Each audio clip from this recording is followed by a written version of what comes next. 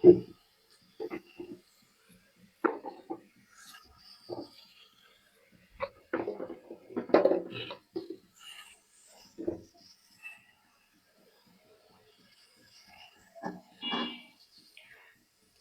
আলাইকুম, শুভ সকাল।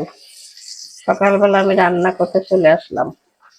আমি রান্না করব বেগুন দিয়ে আলু দিয়ে কাচকি শুটকি। কাচকি শুটকি রান্না করব। তা দেখেন আপনারা কেমনে রান্না করি। তা ভাই বোনেরা আপনারা সবাই ভালো আছেন নিশ্চয়। আল্লাহর রহমতে আমিও ভালো আছি, আলহামদুলিল্লাহ।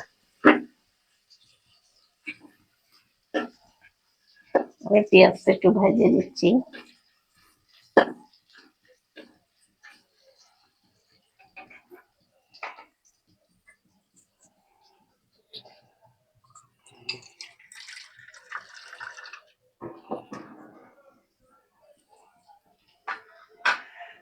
আমি কাচকি শুটকির জন্য আমি তেলের মধ্যে এখন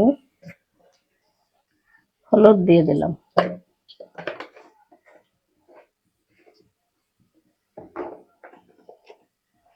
একটু দিয়ে দিলাম জিরার গুঁড়া,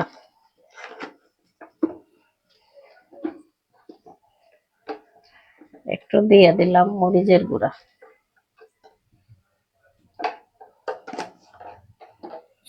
দিয়ে দেব স্বাদ মতন লবণ।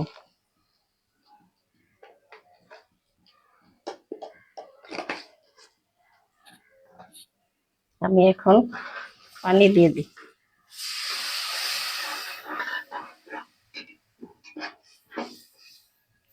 আমি দিয়ে দেবো একটু আদা রসুন বাটা।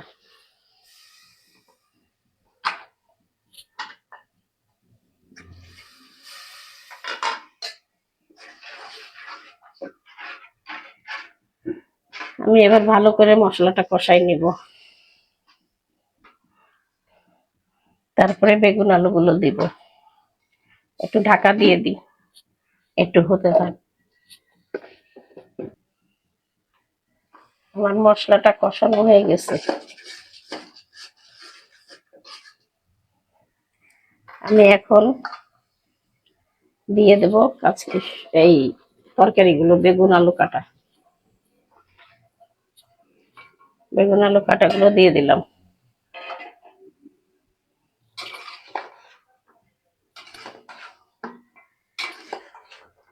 বেগুন আলু দিয়ে কাচকি শুটকি কর্ন, লটে শুটকি কর্ন রান্না করলে অনেক মজা হয়। আমার মা তো লটে শুটকি দিয়ে এমন ভাবে একটা বেগুন দিয়ে রান্না করে যে খেতে ইচ্ছা করে। গোশ মাছ ফেলে সেই তরকারি খেতে ভালো লাগবে, এমন ভাবে রান্না করে। কিন্তু আমি সেটা ভালো হয় না আমার, আমি রান্ধি কিন্তু ওইভাবে আমারটা হয় না মার মতো।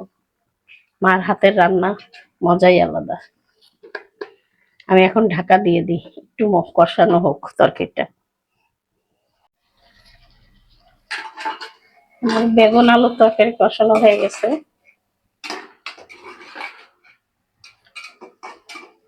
আমি এখন পানি দিয়ে দেবো।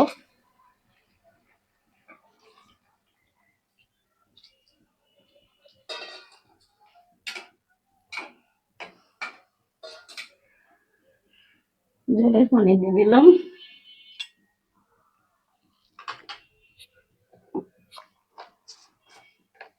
আর একটু লবণ লাগবে।